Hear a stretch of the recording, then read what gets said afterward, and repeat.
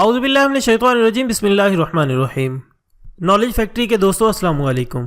خواتین حضرات، آپ نے 21 توپوں کی سلامی کے بارے میں تو سنا ہی ہوگا۔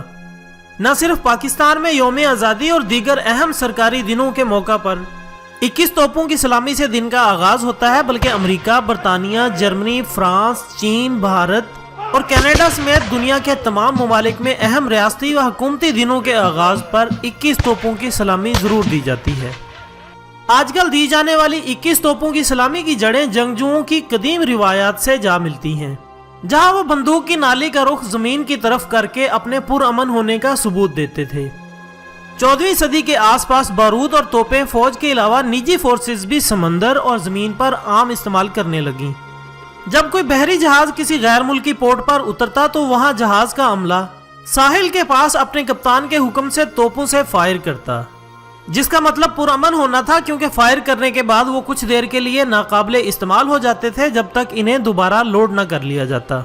روایتی طور پر برطانوی کسی بھی غیر ملکی پورٹ پر پہنچ کر 7 فائر کرتے تھے، اور اس کی وجوہات پر آج بھی بحث جاری ہے۔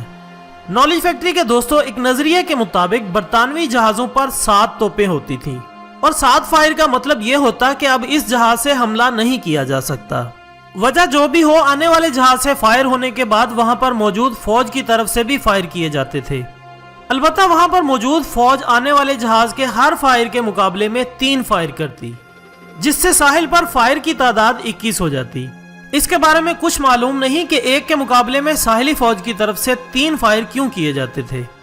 یہاں سے 21 فائر کی سلامی پرامن اظہار کی بجائے ایک سرکاری سلامی بن گئی۔ تاہم پاکستان سمیت دنیا کے کئی ممالک میں فوج کے سربراہوں کو 21 توپوں کی سلامی دینے کے حوالے سے کوئی پالیسی موجود نہیں، لیکن فوج اور سیکیورٹی کے اعلیٰ عہدیداروں کو گارڈ آف آنر پیش کیا جاتا ہے۔